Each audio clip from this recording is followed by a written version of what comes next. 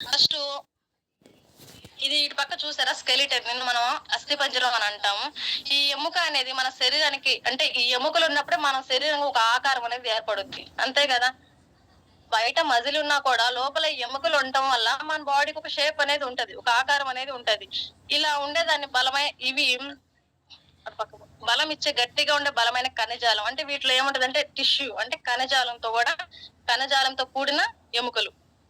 అలాగే మన శరీరంలో అన్ని ఎముకలు కలిపిన మానవ ఎముకల వ్యవస్థ హ్యూమన్ స్కెలిటన్ ఏర్పరుస్తాయి. ఇవన్నీ కూడా ఏం చేస్తాయంటే మన ఎముకల నిర్మాణాన్ని ఏర్పరుస్తాయి అనమాట. అలాగే శరీరం మొత్తం నిర్మాణం స్కెలిటన్ మీద ఆధారపడి ఉంటది. ఇంకా మనిషి శరీరంలో, మన శరీరంలో ఎంత ఎముకలు ఉంటాయంటే 206 ఎముకలు అనేవి మన బాడీలో ఉంటాయి.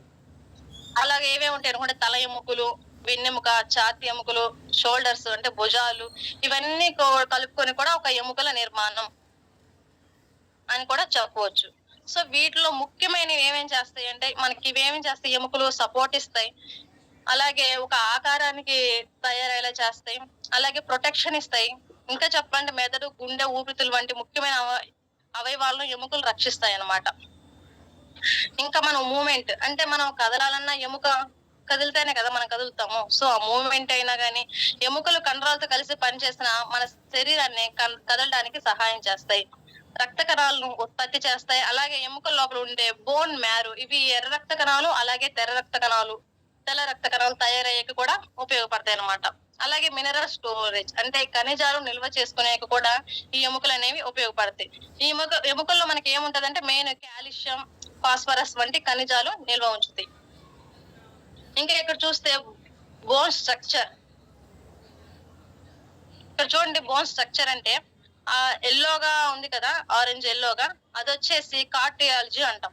అంటే మృదులాస్థి. ఎముకకి అటువైపు ఇటువైపు కార్డియాలజీ అని ఒక మృదులాస్థి అని ఒకటి ఉంటది అనమాట. సో అది అనేది మనకి అటు ఎముకకి ఇటు ఎముకకి, అలాగే సైనోవిల్ ద్రవం, ఈ రెండు ఉన్నప్పుడు ఇక్కడ పక్కన స్లైడ్ లో చూడండి, మధ్యలో ఆ ద్రవం ఉన్నప్పుడు ఎముకకి రాపిడి అనేది జరగదు. ఆ ద్రవం అనేది లేనప్పుడు ఆ కార్డియాలజీ ఏమైందంటే ఆ ఎముక ఇలా మనం నడిచినప్పుడు బోన్స్, చేతులు పైకి కాళ్ళు కిందకి అట్లా అంటున్నప్పుడు ఎముక రాసుకొని రాపిడి అనేది ఏర్పడుద్ది.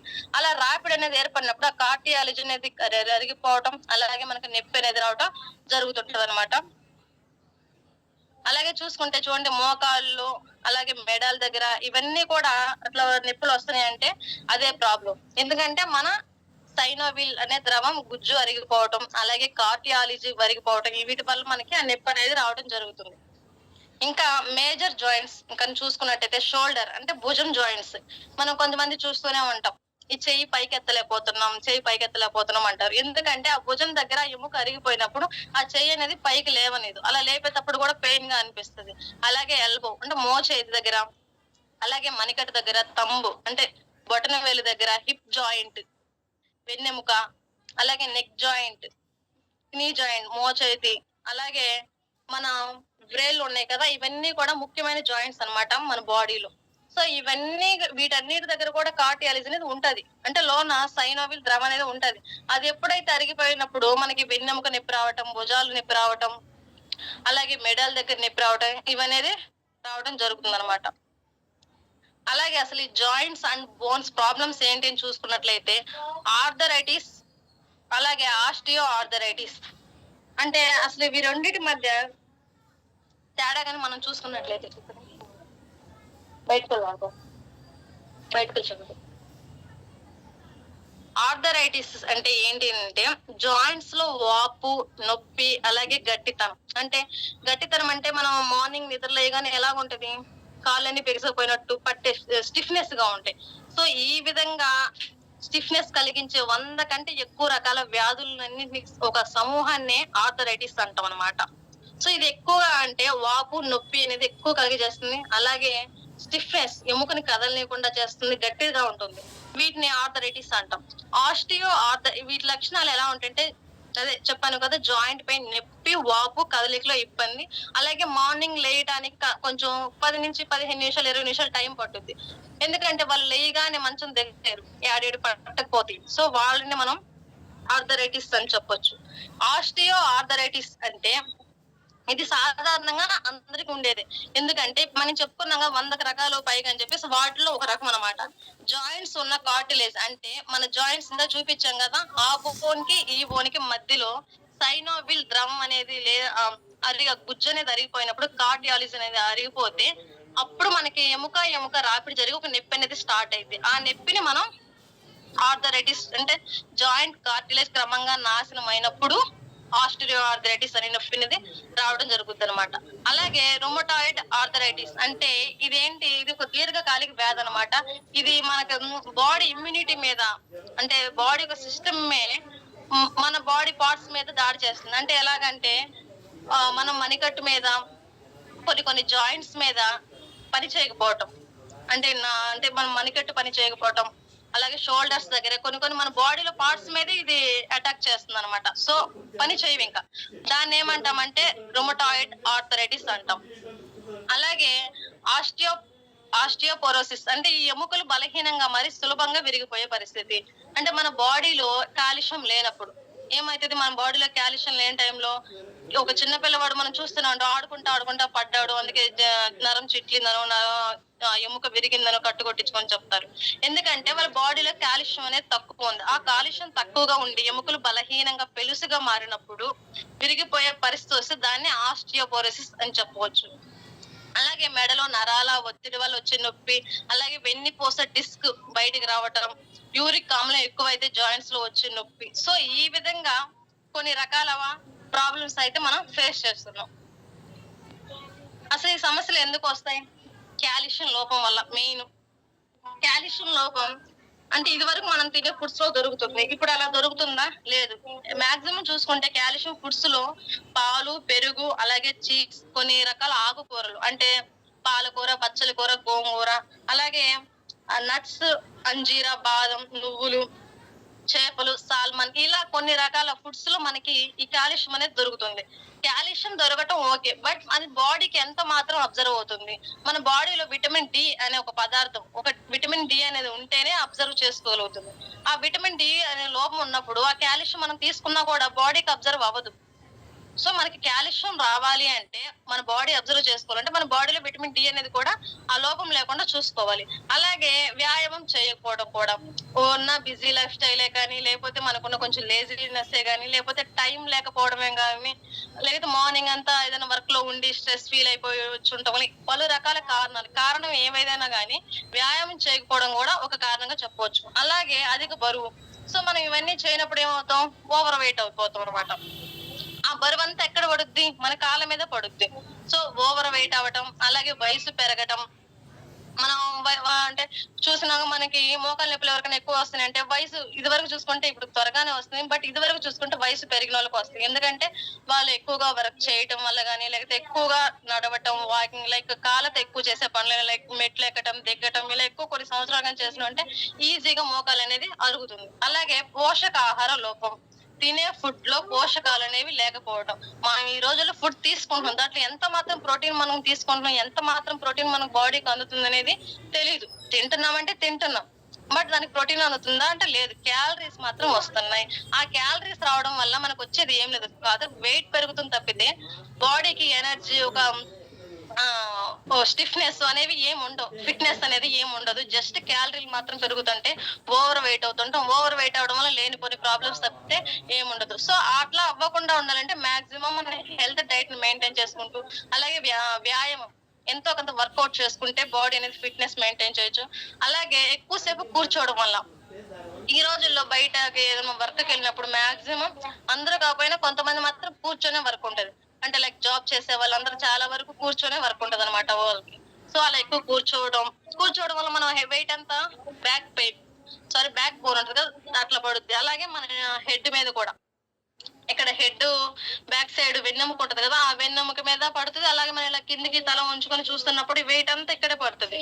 సో ఆ విధంగా కానీ మన శరీరానికి సరైన పోషకాలు అందకపోతేనే జాయింట్స్ మరియు ఎముకలు బలహీన పడతాయి. అలాగే ఎవరికి ఈ సమస్యలు వచ్చే అవకాశం ఉందని చూసుకుంటే మెయిన్ గా ఎముకలు మరియు జాయింట్ సమస్యలు వయస్సు అంటే అలాగే లింగం, జాతి ఏదైనా ఉన్న వారికి రావచ్చు. అంటే పలానా వయసు వరకే రావాలి, పలానా జాతికి అని కాకుండా ఎవరికైనా ఈ ప్రాబ్లం అనేది వచ్చే అవకాశం ఉంది. అలాగే మహిళలకు పురుషుల కంటే ఎక్కువగా వస్తుంది. ఎందుకంటే వర్కింగ్ ఉమెన్స్ ఉంటారు. వాళ్ళు ఇంట్లో చేస్తుంటారు, బయట చేస్తుంటారు.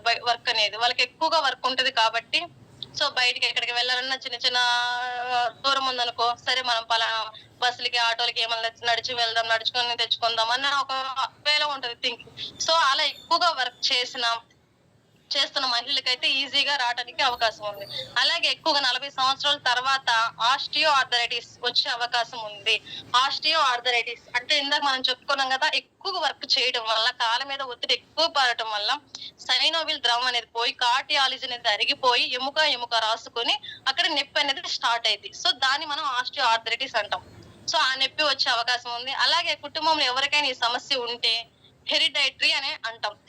బ్యాక్టీరియా లేదా వైరస్ ఇన్ఫెక్షన్స్ వల్ల, లేకపోతే జాయింట్ లో ల్యూబ్రికేషన్ ఫ్లడ్ తగ్గిపోవడం వల్ల, సో ఈ విధంగా మనకి పెయిన్స్ అనేవి వస్తుంటాయి. వయసు పెరిగే కొద్దీ ఎముకల నిర్మాణం కూడా మారుతూ ఉంటుంది. అలాగే బోన్స్ టిష్యూ తగ్గుతుంది. అంటే బోన్స్ లో కణజాలం అనేది కూడా తగ్గిపోతుంది. ఎముకలు బలహీనంగా మారటం, లేకపోతే చిన్నగా పడిపోయినా, లేకపోతే చేతికి ఏమైనా గట్టిగా తగిలినా, లైక్ చిన్న చిన్న యాక్సిడెంట్లు అవుతుంటాయి కదా, అలాగ పక్కన బండి మీద వెళ్తా పడ్డా, లేకపోతే ఇంట్లో జారి పడ్డా, సో మన ఎముకల్లో కాల్షియం లేనప్పుడు అలా జారి పడ్డ చిన్న చిన్న వాటికి కూడా ఈజీగా ఎముకలు అనేది పెలుసుగా మారి విరగటం అనేది జరుగుతుంది. అలాగే వయసుతో వచ్చే మార్పులు కనుక చూసుకున్నట్లయితే వ్యాయామం చేయకపోతే ఎముకలు క్రమంగా బలహీన పడతాయి. అంతే కదా, మనం బాడీ మీద ఎంత ఫిట్నెస్ మెయింటైన్ చేస్తామో బాడీ ఎంత స్ట్రాంగ్ గా ఉంటదంట. డైలీ ఒక అరగంట అయినా సరే వ్యాయామం అనేది చేయాలి. అలాగే హార్మోన్ లో మార్పులు, అంటే మనకి హార్మోన్ ఇంబ్యాలెన్స్ అని చెప్పుకుంటాం కదా, సో వాటిలో మార్పులు, తర్వాత ఎముకల్లో ఖనిజాలు తగ్గటం, దీంతో ఆస్టియోపోరోసిస్ వచ్చే ప్రమాదం కూడా ఉంటుంది. పురుషుల్లో కూడా కొన్ని హార్మోన్ తగ్గడం వల్ల తర్వాత ఎముకలు బలహీనత వస్తుంది. పురుషుల్లో కూడా చూసుకున్నట్లయితే కొన్ని హార్మోన్ తగ్గటం, అలాగే ఇంబ్యాలెన్స్ గా ఉండటం వల్ల కూడా ఎముకల బలహీనత అనేది రావడం జరుగుతుంది. కాల్షియం తగ్గిపోవటం, అలాగే వయసు పెరిగే కొద్దిగా ఎముకల్లో కాల్షియం అలాగే మినరల్స్ తగ్గిపోతున్నాయి. దీంతో బోన్స్ అనేవి బలహీనంగా మారుతున్నాయి. బోన్స్ ఎప్పుడైనా బలహీనంగా మారుతుందంటే మన బాడీలో కాల్షియం లేదని అర్థం. సో కాల్షియం అనేది ఎక్కువ శాతం బోన్స్ లో 1% టీత్ లో, ఎక్కువ శాతం బోన్స్ తర్వాత టీత్ 1% బ్లడ్ లో అనేది ఉంటుందన్నమాట. కాల్షియం అనేది మన బాడీకి ఎంత ఎక్కువ ఇస్తే మన ఎముకలు అనేది అంత గట్టిగా ఉంటాయి.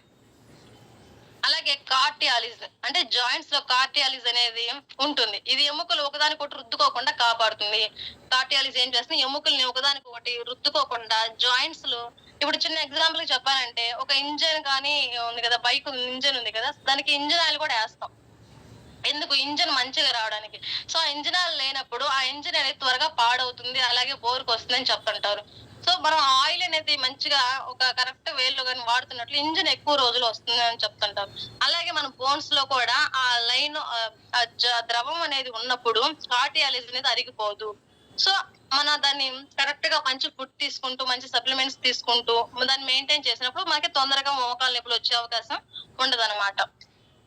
అలాగే చూసుకుంటే వయస్సు పెరిగితే ఏమవుతుందంటే సైనోవిల్ ఫ్లూయిడ్ అంటే చెప్పుకున్నాం కదా, సైనోవిల్ ద్రవం అనేది తగ్గుతుంది, కార్డియాలిజ్ పలచబడుతుంది, అలాగే జాయింట్స్ గట్టిగా అనిపిస్తాయి, మూవ్మెంట్ తగ్గుతుంది. అంటే మనకి కాసేపు కింద కూర్చున్నాం అనుకోండి, సడన్ గా లేయాలంటే లేయలేం, ఎక్కడెక్కడ పట్టకపోయినట్టు అనిపిస్తుంటాయి. ఒక్కోసారి లెగుస్తున్నప్పుడు సౌండ్స్ కూడా వస్తుంటాయి, వింటూనే ఉంటాం.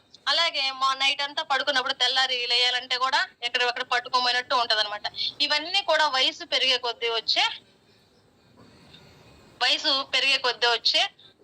ప్రాబ్లమ్స్ అన్నమాట. అలాగే ఎముకలను కలిపే టిష్యూ అంటే ఎముకలను కలిపే కణజాలం, ఆ కణజాలం కూడా వయసు పెరిగే కొద్దీ చిన్న చిన్నగా మారుతాయి అన్నమాట. అలాగే ఫ్లెక్సిబిలిటీ తగ్గుతుంది. ఫ్లెక్సిబిలిటీ అంటే మనం మోచేతిలో ఫ్లెక్సిబిలిటీ అంటే పైకి కిందికి ఇట్లా లేపుతున్నాం ఉంచుతున్నాం అంటే ఆ ఎముక అనేది అక్కడ గుజ్జు ఉండటం, అలాగే అది ఫ్లెక్సిబిలిటీగా ఈజీగా వంగటం, లేయటం, తిప్పటం ఇలా అన్ని జరుగుతుందంటే మనం ఆ ఎముక దగ్గర ద్రవం అనేది ఉంది, ఈజీగా చేయగలుగుతాం ఆ పని. అలాగే ఆ టైంలో అలా లేనప్పుడు ఎలా ఉంటది, పట్టకపోయినట్టు ఉంటది, స్టిఫ్ గా అనిపిస్తుంది, గట్టిగా ఉంటది, చిన్నగా లేపుతా ఉంటాం. అలాగే ఎక్సర్సైజ్ చేయడం కూడా చాలా ముఖ్యం అన్నమాట. అలా చేస్తే జాయింట్ బ్లడ్ సర్క్యులేషన్ బాగుంటుంది, జాయింట్స్ ఫ్లెక్సిబుల్ గా ఉంటాయి. సో మనం వ్యాయామం అనేది ఎక్కువ చేస్తే మన బాడీ కూడా ఫ్లెక్సిబిలిటీగా ఉంటుంది. అంటే ఎటు ఇట్లా వంగితే అంటే ఈజీగా మూవ్ చేయడానికి, ఈజీగా వంగడానికి కూడా బాగుంటుంది అన్నమాట. అలాగే న్యూట్రిషన్ పాత్ర కూడా ఉంది. అంటే సరైన న్యూట్రిషన్స్ తీసుకోవడం వల్ల, అంటే సరైన పోషకాలు ఉన్న ఫుడ్ తీసుకోవడం వల్ల కూడా ఆర్థరైటిస్ లక్షణాలను కూడా తగ్గించవచ్చు. ఆస్టియోపోరోసిస్ ప్రమాదం తగ్గుతుంది. అలాగే జాయింట్ పెయిన్ కూడా తగ్గుతుంది. ఎప్పుడు మనం మంచి పోషకాలున్న ఫుడ్ తీసుకుంటున్నప్పుడు మాత్రమే. అది మంచి పోషకాలున్న ఫుడ్ తీసుకుంటున్నా కూడా అది మన బాడీకి అబ్జర్వ్ చేసుకోగలుగుతుందా లేదా? అంటే మనకి ఇప్పుడు కాల్షియం అబ్జర్వ్ కావాలంటే విటమిన్ డి అనేది అవసరం. సో మనం తీసుకుంటున్నా కూడా మన బాడీ దాన్ని తీసుకోగలుగుతుందా లేదని కూడా చూసుకోవాలి. అలాగే nutrients required for bones and joints కి, మనకి బోన్స్ అండ్ జాయింట్స్ కి మనకి ఎటువంటి న్యూట్రిషన్స్ కావాలి, ఎటువంటి పోషకాలు విటమిన్లు కావాలంటే కాల్షియం. కాల్షియం అనేది మన ఎముకల్ని బలంగా ఉంచుతుంది. అలాగే కాల్షియం అబ్జర్వ్ కావాలంటే విటమిన్ డి అనేది ఖచ్చితంగా కావాలి. అలాగే కొలాయిజన్, ఈ కొలాయిజన్ ఏం చేస్తుందంటే జాయింట్ కార్టిలేజ్ ను బలంగా ఉంచుతుంది.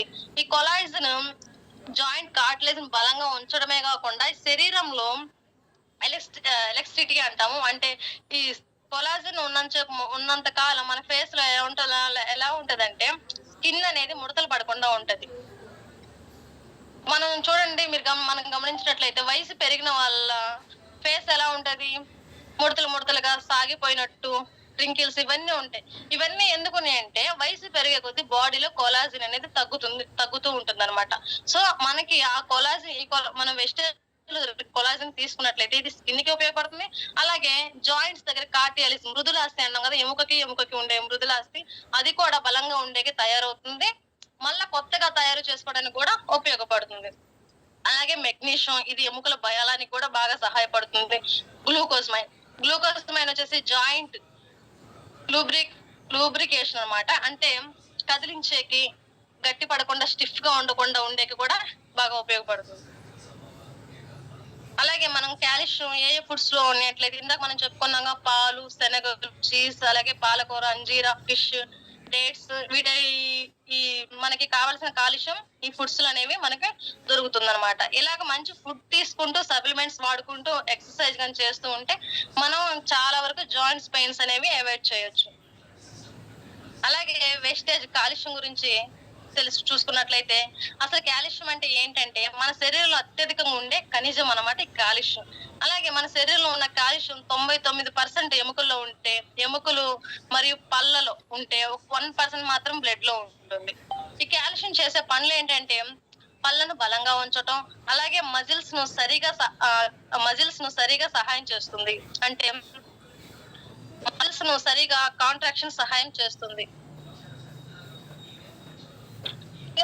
సరిగా పనిచేయడానికి, నరాలు నెర్వస్ ద్వారా సిగ్నల్స్ పంపించడంలో సహాయం చేస్తుంది. రక్తం గడ్డగట్టడంలో కూడా సహాయం చేస్తుంది. ప్రసవ సమయంలో యూట్రియస్ కాంట్రాక్షన్స్ కూడా సహాయం చేస్తుంది. హార్మోన్లు మరియు ఎంజైమ్స్ సరిగా పనిచేయడానికి కూడా సహాయం చేస్తుంది. ఈ కాల్షియం లోపం ఉంటే ఎముకలు బలహీనంగా ఉండటం, పెలుసుగా మారిపోవడం, పిల్లల్లో రిక్వెస్ట్ వస్తుంది. అంటే పిల్లల్లో ఏమన్నా కాల్షియం లోపం ఉన్నప్పుడు సైడ్ ఎఫెక్ట్స్ రావటం, లేకపోతే పళ్ళు ఊడిపోవటం, ఎక్కువగా పంటలో ఎక్కువ ఇన్ఫెక్షన్స్ రావటం, లేదా పడ్డప్పుడు ఆ ఎముకలు అనేది పెలుసుగా మారి విరిగిపోవడం, ఇలాంటి ప్రాబ్లమ్స్ మనం చూస్తుంటాం. పెద్దవారిలో అయితే బోన్ వీక్నెస్, ఫ్రాక్చర్స్ వచ్చే ప్రమాదం కూడా ఉంది. అంటే పెద్దవారిలో బోన్ వీక్నెస్ అంటే వాళ్ళ వయసు పెరిగేటప్పుడు వాళ్ళకి కాల్షియం అనేది ఉండదు కదా, కింద పడ్డా కూడా ఈజీగా ఎముకలు అనేది విరిగిపోతుంటే ఫ్రాక్చర్ అయ్యే అవకాశాలు కూడా ఉన్నాయి. అలాగే బ్లడ్ క్లాటింగ్ అంటే బ్లడ్ గడ్డగట్టే సమస్యలు కూడా వస్తాయి అన్నమాట. అలాగే చూసుకున్నట్లయితే విటమిన్ డి3 అంటే ఏంటంటే విటమిన్ డి3 అనేది కూడా ఒక ఫ్యాట్ సోల్యూబుల్ విటమిన్. ఇది చాలా తక్కువ ఉంటది అనమాట, ఫుడ్స్ లో మాత్రమే ఉంటుంది. ముఖ్యంగా మనకి సన్ లైట్ ఎర్లీ మార్నింగ్ వస్తుంది కదా, అంటే ఒక 6 to 7 ఆ మధ్యలో వచ్చే యూవీ రేస్ అంటే సూర్యుడి నుంచి వచ్చే కిరణాల వల్ల మనకి ఈ విటమిన్ డి అనేది మనకి దొరుకుతుంది. అలాగే విటమిన్ డి3 ఉపయోగాలు ఏంటి చూసుకున్నట్లయితే కాల్షియం శరీరంలో అబ్జర్వ్ చేసుకోవడానికి. అంటే ఈ కాల్షియం అనేది శరీరానికి అందాలంటే మనకి విటమిన్ డి3 అనేది బాగా ఉపయోగపడుతుంది అనమాట. అలాగే ఎముకల పెరుగుదలకు బాగా సహాయం చేస్తుంది. ఆస్టియోపోరోసిస్ రాకుండా కాపాడుతుంది. అలాగే మజిల్ వీక్నెస్ ను కూడా తగ్గిస్తుంది. అంటే కండరాల వీక్నెస్ అని చెప్తాం కదా, దాన్ని కూడా తగ్గిస్తుంది. ఎముకల్లో విరిగే ప్రమాదం కూడా తగ్గించి, సాధారణంగా చెప్పాలంటే విటమిన్ డి3 లేకపోతే కాల్షియం బాడీలో అబ్జర్వ్ అవ్వదు. అది ఒక మాటలో చెప్పాలంటే విటమిన్ డి3 అనేది మనకు లోపం ఉంటే కాల్షియం అనేది మన బాడీకి అసలు అబ్జర్వ్ చేసుకోదన్నమాట. అలాగే వేస్టేజ్ కాల్షియం ఇంగ్రీడియంట్స్ కానీ చూసుకున్నట్లయితే కాల్షియం కార్బోనేట్ ప్లస్ విటమిన్ డి3 కలిపి ఉంటది అనమాట మనకి క్యాప్సూల్ లో. అంటే ఒక క్యాప్సూల్ లోనే 2 రకాల విటమిన్స్ క్యాప్సూల్స్ అనేవి ఉంటాయి. బెనిఫిట్స్ చూసుకున్నట్లయితే ఎముకలు మరియు పళ్ళు బలంగా ఉంచడానికి, బోన్ డెన్సిటీ పెంచడంలో సహాయం చేస్తది. వయసు పెరిగినప్పుడు ఫ్రాక్చర్ అవ్వకుండా, వయసు పెరిగినప్పుడు కింద పడ్డ ఏమైనా చిన్న చిన్న ప్రమాదాలు జరిగినా వాళ్ళకి బోన్ అనేది విరగకుండా, అలాగే చిట్లకుండా అవి వచ్చే ప్రమాదం కూడా తగ్గిస్తుంది. ఓస్టియోపోరోసిస్ ట్రీట్మెంట్ లో కూడా సహాయం చేస్తుంది అనమాట. ఓవరాల్ హెల్త్ మరియు లాంగ్విటీకి సపోర్ట్ చేస్తుంది. డోసేజ్ చూసుకున్నట్లయితే రోజుకు 2 టాబ్లెట్స్ 2 క్యాప్సూల్ తీసుకోవచ్చు. భోజనం తర్వాత తీసుకోవాలి. ఎంఆర్పి వచ్చేసి 314, డిపి 220, పివి వచ్చేసి 7.33. అలాగే వెస్టేజ్ వెజ్ కొలాజిన్. ఈ కొలాజిన్ అంటే ఏంటంటే, కొలాజిన్ అనేది మన శరీరంలో ఉండే ముఖ్యమైన స్ట్రక్చరల్ ప్రోటీన్ అన్నమాట. ఇది ముఖ్యంగా చెప్పుకుంటే జాయింట్స్ కి, కార్టిలేజ్ కి, ఎముకలకి, అలాగే చర్మంకి, లిగమెంట్స్ కి కూడా ఇవన్నీ బలంగా మరియు ఫ్లెక్సిబుల్ గా ఉండటానికి సహాయపడుతుంది.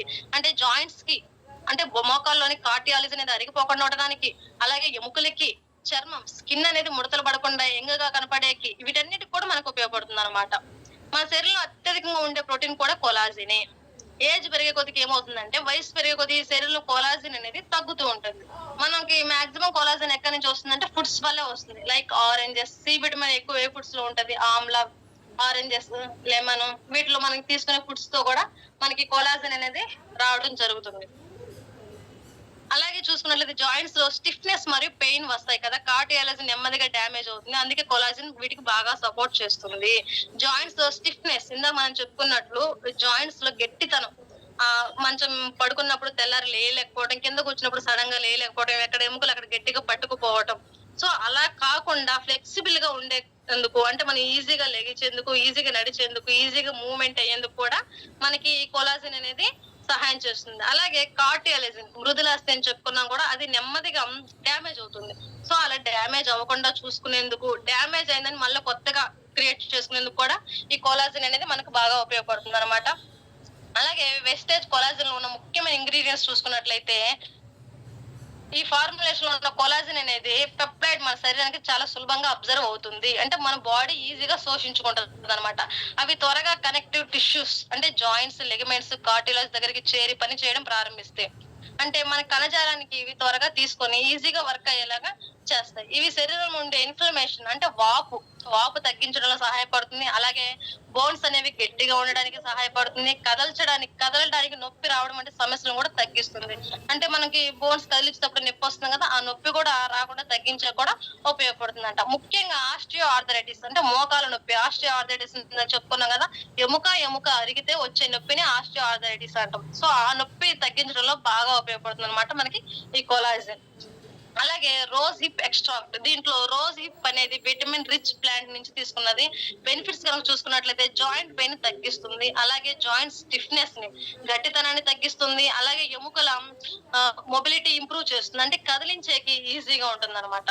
అలాగే విటమిన్ సి అనేది కూడా కొలాజిన్ తయారేందుకు అవసరమైన న్యూట్రిషన్స్ అని ఇస్తుంది. మనకి కొలాజిన్ విటమిన్ సి ద్వారా మనకి కొలాజిన్ వస్తుంది కాబట్టి, ఈ బెనిఫిట్స్ కూడా చూసుకున్నట్లయితే బాడీలో కొలాజిన్ సింథసిస్, స్కిన్ గ్లో పెంచుతుంది, అలాగే ఇమ్యూనిటీ కూడా సపోర్ట్ చేస్తుంది. ఈ కొలాజిన్ అనేది కేవలం బోన్స్ కి కాదండి, స్కిన్ కి కూడా చాలా ఉపయోగపడుతుంది.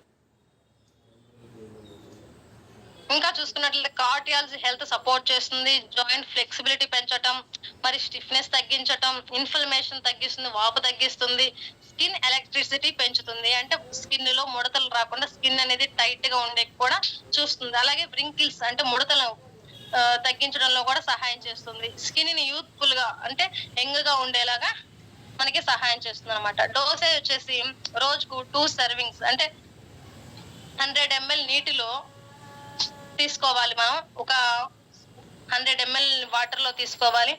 మెయిన్ వచ్చేసి దీన్ని గాజు గ్లాసుల్లో తీసుకోవాలి. ప్లాస్టిక్ గ్లాస్ లో కూడా తీసుకోవచ్చు. స్టీల్ అనేది దీనికి తగలకుండా తీసుకోవాలన్నమాట. ఎంఆర్పి వచ్చేసి 1050, డిపి వచ్చేసి 740, పివి 24.67. ఒక 100 ml లో ఒక ప్యాకెట్ పౌడర్ వేసేసుకొని కొంచెం కరిగిపోయేదాకా తిప్పుకొని తాగేయడమే, ఈజీగానే తీసుకోవచ్చు. అలాగే వెస్టేజ్ కొలాజిన్ బెనిఫిట్స్ చూసుకున్నట్లయితే, టిష్యూలను ఆరోగ్యంగా ఉంచుతుంది. అంటే కణజాలం శరీరంలోని కణజాలాన్ని ఆరోగ్యంగా ఉంచుతుంది. అలాగే మోకాలు నొప్పుల్ని జాయింట్స్ ఆరోగ్యాన్ని కూడా బలంగా ఉంచుతుంది. మన మోకాలు జాయింట్స్ ఓన్లీ మోకాలే కాదు, భుజాలు, నడుములు ఇవన్నీ కూడా బలంగా ఉంచేకి ఉపయోగపడుతుంది. మరియు మోకాలు మరియు జాయింట్స్ సులభంగా వంగేలా చేయడంలో సహాయపడుతుంది. మన మోకాళ్ళు కానీ జాయింట్స్ కానీ సులభంగా మనం వర్క్ చేయాలంటే మన చేతులు కాళ్ళు అన్ని ఆడుతూ ఉండాలి కదా. సరే మనం ఎటు తిప్పాలన్నా ఈజీగా వంగేటట్టు ఫ్లెక్సిబిలిటీగా ఉండేలాగా సహాయపడుతుంది. అలాగే మనం వాపు తగ్గించడంలో సహాయపడుతుంది. వాపు నొప్పి తగ్గించడంలో కూడా సహాయపడుతుంది. శరీరంలో సహజంగా తయారయ్యే కొలాజిన్ పెంచడానికి కూడా సహాయం చేస్తుంది అనమాట. మజిల్స్ ఆరోగ్యంగా ఉండడానికి కూడా సహాయపడుతుంది. అంటే మన కండరాలు కూడా ఆరోగ్యంగా ఉండే కూడా సహాయపడుతుంది. ఇంకా అలాగే చూసుకున్నట్టయితే గ్లూకోజ్ మైన్. ఈ గ్లూకోజ్ మైన్ వచ్చేసి ఇది కీళ్ళ నిర్మాణానికి అవసరమైన ముఖ్య పదార్థం అన్నమాట. ఇది కూడా చూసుకున్నట్టయితే కీళ్ళ కదలికలు, కీళ్ళు బిగుసుకుపోకుండా స్టిఫ్నెస్ తగ్గించేకి, అంటే ఈజీగా కదిలించేకి చేస్తుంది. అలాగే కొన్ని కీళ్ళ మధ్యలో ఉన్న సైనోవిల్ ద్రవాన్ని పెంచి కాళ్ళు సాఫీగా కదల్చడానికి కూడా మనకి గ్లూకోజ్ మైన్ ఉపయోగపడుతుంది. ఆస్ట్రియో ఆర్థరైటిస్ ఉన్న సమస్య అంటే కార్డియాలజీ అరిగిపోయి నొప్పి వచ్చి అలాంటి సమస్యలతో ఉన్న వాళ్ళకి ఇది బాగా ఉపయోగపడుతుంది అన్నమాట. వాపు అనేది ఈజీగా తగ్గిస్తుంది. ఇంకా చూసుకున్నట్లయితే ఇది మనకి షుగర్ ఉన్న వాళ్ళకి మాత్రం ఇవ్వకూడదు. ఎందుకంటే అప్పుడు షుగర్ అనేది ఇంకా ఎక్కువ అవుతుంది అనమాట. ఇది జాయింట్స్ లో ఉండే కార్డియాలను రక్షించడానికి సహాయపడుతుంది. జాయింట్స్ లో జారుగా ఉండే ద్రవం సైనోవిల్ ద్రవం తయారవడానికి సహాయపడుతుంది. పాడైన కార్డియాలజీని రిపేర్ చేయడంలో కూడా సహాయపడుతుంది. సో ఇప్పుడు మనకి ఆ ద్రవం అనేది ఉన్నప్పుడే కదా మన ఈ కాలు అనేది ఈజీగా మూవ్ అవుతుంది. ఎముకకి రాపిడి అనేది జరగకుండా ఉంటే మనకి నొప్పి కూడా రాకుండా ఉంటుంది. సో ఆ ద్రవం అనేది ఎక్కువ చేస్తుంది అనమాట, తయారవడానికి కూడా సహాయపడుతుంది. అలాగే జాయింట్స్ లో నీరు నిల్వ ఉండేలా చేసి కుషన్ లాగా పనిచేస్తుంది. కార్టిలేజ్ పాడవకుండా కాపాడుతుంది. ఈ బెనిఫిట్స్ కనుక చూసుకున్నట్లయితే నొప్పి తగ్గిస్తుంది, గట్టిగా ఉండటం తగ్గిస్తుంది. అలాగే సాఫ్ట్ గా కదిలేకి మన మోకాలు జాయింట్స్, మోకాలైనా కానీ భుజాలైనా ఏదైనా కానీ సాఫ్ట్ గా ఈజీగా కదిలించేకి సహాయం చేస్తుంది. అలాగే ఎముకల మధ్య ఉన్న సాఫ్ట్ భాగం అంటే కార్టిలేజ్ అనే భాగాన్ని కూడా రక్షిస్తుంది అనమాట. జాయింట్స్ లో లూబ్రికేషన్ పెంచుతుంది, ఇవి వాపు తగ్గిస్తుంది. అలాగే నడవటం, మెట్లు ఎక్కడం సులభం అవుతుంది. సో మనకి ఆ వాపు, నొప్పి ఇవన్నీ తగ్గినప్పుడు ఈజీగా నడుస్తుంటాం, ఈజీగా మెట్లు ఎక్కుతుంటాం. సో జాయింట్స్ బలంగా ఉండడానికి కూడా సహాయపడుతుంది అనమాట. రోజుకి భోజనం తర్వాత 2 సార్లు 2 క్యాప్సిల్స్ తీసుకోవాలి. ఎంఆర్పి వచ్చేసి 1019, టీపీ వచ్చేసి 713, పీ వచ్చేసి 23.77. ఇది మనకి 2 రకాలు, అంటే 2 రకాలని కాదు కానీ కొన్ని క్యాప్సిల్లో 100 క్యాప్సిల్స్, కొన్నిట్లో 60 క్యాప్సిల్స్ ఉంటాయి కదా. సో మనకి ఏది అందుబాటులో ఉంటే అది తీసుకోవచ్చు. అలాగే ఇవి వచ్చేసి అదర్ ప్రొడక్ట్స్ అనమాట. దానితో పాటు అడిషనల్ గా కూడా యూస్ చేసుకోవచ్చు. ఫ్లాక్స్ ఆయిల్, నూనె, విటమిన్ D3, అలాగే కుర్కుమిన్ ప్లస్ అని చెప్తాం కదా. సో ఇవన్నీ కూడా అడిషనల్ కూడా మనం యాడ్ చేసుకోవచ్చు. సో మనం ఈ ప్రొడక్ట్స్ గానీ మనం వాడుకుంటూ ఒక 3 to 6 months కంటిన్యూగా వాడుకుంటే మంచి రిజల్ట్ చూసే అవకాశాలు చాలా ఉన్నాయండి. చాలా మంది మనం మీటింగ్స్ లో వింటూనే ఉంటాం. రిజల్ట్ వాళ్ళ ఫీడ్బ్యాక్ ఇచ్చేటప్పుడు మాకు పలానా మోకాలు ఎప్పుడుంటే పలానా ప్రొడక్ట్స్ వాడటం వల్ల మాకు తగ్గిందండి, పలానా ఫ్లాక్స్ ఆయిల్ కానీ లేకపోతే గ్లూకోజ్ మైన్, కొలాజిన్, కాల్షియం వాడాక మాకు మోకాలు నొప్పులు తగ్గినాయి అని చెప్పేసి. కానీ మనం బయట ఎవరికైనా ఫీల్డ్ లో వెళ్ళినప్పుడు చెప్పడానికి చెప్తే వాళ్ళకి ఏంటంటే వెంటనే రిజల్ట్ రావాలా. ఎందుకంటే నేను అదొకటి ఎక్స్పీరియన్స్ చేశాను. ప్రొడక్ట్స్ ఇచ్చాను, వాళ్ళకి కనీసం ఒక నెల రోజులు కూడా వాడలేదు, జస్ట్ 10 రోజులు వాడేసి ఇంకా రిజల్ట్ రాలేదని చెప్పేసి వాడటం మానేశారనమాట. ఎందుకంటే మనకి వాడే టైంలో స్టార్టింగ్ లో కొంచెం పెయిన్ అనేది వస్తుంది. ఎందుకంటే ఆ ద్రవం అనేది యాడ్ అవుతున్నప్పుడు, క్రియేట్ అవుతున్నప్పుడు కొంచెం నొప్పి అనేది రావడం జరుగుతుంటది. సో ఆ నొప్పికి కొంచెం భరించి ఒక 10 to 15 days ఉండొచ్చు మేబీ. ఆ 15 రోజులు కొంచెం ఓపిక పడితే తర్వాత అంతా నొప్పి అంతా తగ్గిపోతూ ఉంటుంది మెల్లమెల్లగా. కానీ మనకేంటంటే వెంటనే రిజల్ట్ రావాలి. చెప్పాలంటే ఎగ్జాంపుల్ కి పెయిన్ కిల్లర్ ఉంది, బాగా మోకాలు నొప్పులు వస్తున్నాయి, ఏం చేస్తున్నారు, నైట్ పెయిన్ కిల్లర్ తెచ్చేసుకుంటున్నారు, తెల్లారి ఆ నైట్ తగ్గుతుంది, తెల్లారి మళ్ళా స్టార్ట్ అవుతుంది. సో జనాలు ఏంటంటే ఈజీగా తొందరగా తగ్గిపోవాలని చూస్తున్నారు, బట్ ఎక్కువ కాలం మనకు ఆ నొప్పి అనేది రాకుండా ఉండాలి అని చూసుకోవట్లేదు. ఇంకా ఇంజెక్షన్స్ కూడా వేసుకుంటున్నారు. 20,000 ఒక ఇంజెక్షన్ నాకు తెలిసిన వాళ్ళు వేసుకున్నారు. జస్ట్ 2 months మాత్రమే ఇచ్చిందండి రిలీఫ్, తర్వాత మళ్ళీ యథావిధిగా స్టార్ట్ అయింది. ఇంకా చెప్పాలంటే ఆపరేషన్స్ చేసుకుంటున్నారనమాట. దానికి 2-3 లాక్స్ వరకు ఖర్చు అవుతుంది. వాళ్ళు గ్యారంటీ కూడా ఏమి ఇవ్వట్లేదు. తర్వాత మళ్ళీ మంచిగా ఉంటుంది, మీకు నొప్పేం రాకుండా ఉండదు అని గ్యారంటీ కూడా ఏమి ఇవ్వట్లేదు. మాక్సిమం ఒక ఆపరేషన్ చేసుకున్న అవి కూడా కొన్ని మంత్సే ఉంటది. కాకపోతే ఒక 1000 ఉంటదేమో, అంతకు మించి ఎక్కువైతే ఉండదు. మళ్ళా సేమ్ ప్రాబ్లమ్ మనకి ఇలా ఉండాల్సిందే. ఏదైనా కూడా మనం లోపలగా ఇంటర్నల్ గా ఫుడ్ తీసుకొని విటమిన్స్ తో, ప్రోటీన్స్ తో దాన్ని క్లియర్ చేసుకోవాలి గానీ, బయట మెడికల్ ఎంత చేసినా కూడా ప్రాబ్లం అనేది రీక్రియేట్ అనేది అవుతూనే ఉంటుంది. సో ప్రతి ఒక్కరు కూడా ఏంటంటే మనం అందరం కూడా మనకి ఇప్పటికి ఇంకా రాని వాళ్ళైనా సరే, వచ్చిన వాళ్ళైనా సరే రాకుండా ఉండాలంటే ఇప్పటి నుంచే వాడుకోవడం బెటర్. ఆల్రెడీ వచ్చినాయి ఈ మధ్య ఉన్నాయి అనుకుంటే ఇప్పటి నుంచే వాడుకొని తగ్గించుకోవడం ఇంకా చాలా మంచిదన్నమాట. అందరం వాడుకుందాం, హెల్దీగా ఉందాం. Thank you so much.